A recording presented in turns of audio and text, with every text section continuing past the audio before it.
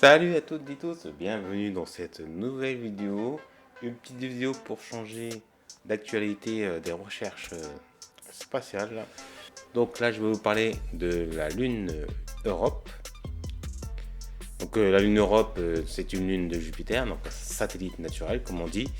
Et dans le monde scientifique, parmi les astres du système solaire, elle fait partie des candidates potentiellement propices à ce qui pourrait sembler théoriquement à un habitat viable. Donc les recherches déjà effectuées montrent qu'en dessous de la surface du dit océan recherché d'Europe, il y aurait un fond rocheux. Et cependant, aucune analyse approuve cette thèse, mais ce qu'ils souhaitent, c'est savoir si les produits chimiques nécessaires à la vie, en particularité le carbone, est une possibilité. Et avec les recherches en amont avec le télescope Hubble, donc une équipe avait recherché des preuves d'un panaché de vapeur sortant de la surface d'Europe. Et en 2013, 2016 et 2017, avec le télescope Hubble, justement, des détections provisoires avaient été signalées. Ils n'ont pas été certifiés, mais ils ont été signalés. Et grâce, une deuxième fois, et cette fois-ci avec son homologue James Webb, qui, avec ses analyses, les astronomes ont pu utiliser les données en identifiant du dioxyde de carbone dans une zone d'Europe. À savoir qu'il a été constaté qu'à l'échelle géologique, ces molécules seraient récentes.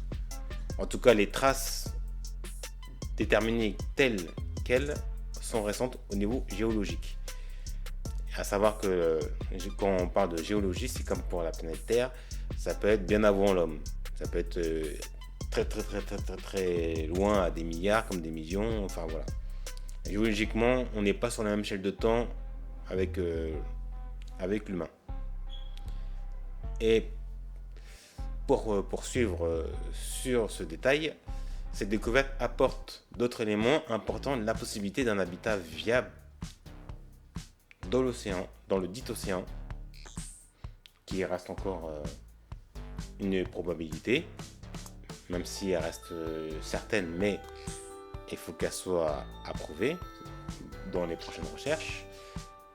Et deux équipes en fait ont identifié donc ce dioxyde de carbone par le biais d'un instrument de James Webb, le NIRSPECT, qui est un instrument qui obtient des spectres avec une résolution de 320 x 320 sur un champ de vision d'un diamètre de 3128 km à la surface, ce qui est pas mal. Donc les astronomes vont pouvoir travailler afin de déterminer où pourraient être les produits chimiques spécifiques à la dite vie recherchée, bien sûr. Donc c'est que ce qui donne un avant-goût pour les prochaines explorations comme Europa Clipper et la mission JUICE qui a décollé le 14 avril 2023. Et JUICE exploitera donc pour les recherches plus en détail autour de la planète gazeuse sur les lunes galiléennes, donc Ganymède, Callisto et Europe précisément. Et en espérant que ça apportera des éléments sur les lunes à la fois en tant qu'objet planétaire et les conditions d'habitabilité viables. Pour poursuivre sur les équipements du télescope James Webb, donc la spectroscopie aide mieux à saisir la physique des objets de notre hôte céleste.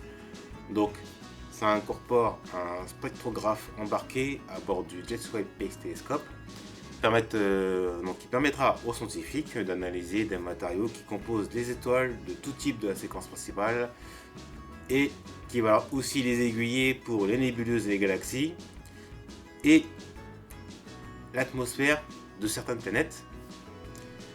Pour la séquence principale, si vous connaissez déjà, il y a le nom imprononçable du diagramme Hertzsprung-Russell. Donc vous pouvez mettre diagramme RH, ce sera peut-être plus simple parce que déjà à prononcer et puis à écrire au secours.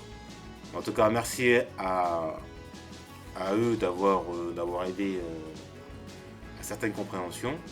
En même temps, il y a aussi des scientifiques, des femmes scientifiques qui ont aidé en même temps, en parlant des femmes calculatrices, qui ont aussi permis de pouvoir créer en même temps ce diagramme, dont Henrietta Sup-Levy, bien sûr, et Cecilia Pei aussi, bien sûr, sans oublier elle, et les autres.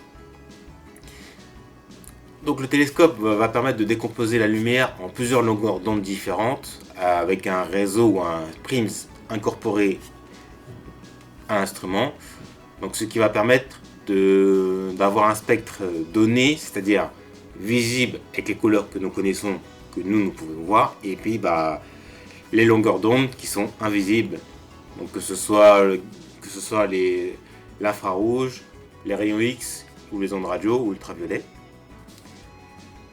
Et en fait, chaque élément chimique qui possède un marqueur unique, comme un code barre, va aider les scientifiques dans leur recherche.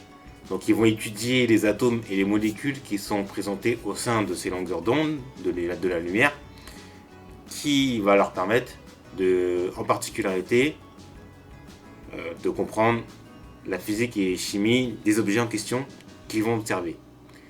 Donc NIRSPECT et MIRI, les deux instruments, on va dire, très attendus avec leur utilisation, surtout très attendus pour leur découverte, permettent de détailler grâce à l'instrument spectroscopique les objets célestes, et donc dont les amas d'étoiles et les amas de galaxies.